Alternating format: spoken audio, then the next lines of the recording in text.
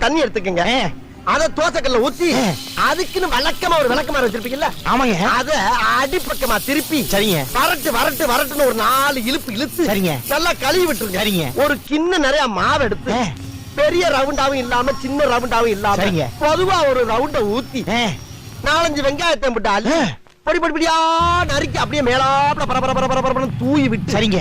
ஒரு நீளமான கேரட் எடுத்து அதையும் பொடி பொடியா நறுக்கி சரிங்க. அப்படியே மேலாப்ல பரபரப்பா தூவி விட்டு சரிங்க. ஒரு 16 கரண்டி நெய் எடுத்து சரிங்க. அதுல 6 கரண்டி நெய்ய உள் சைடு அப்படியே லேசா விளாவி விட்டு சரிங்க. 10 கரண்டி நெய்ய தோசைக்கு வெளி சைடு அப்படியே மேலாப்ல விளாவி விட்டு சரிங்க. இட்லி பொடி இருக்கு பாத்தீங்களா?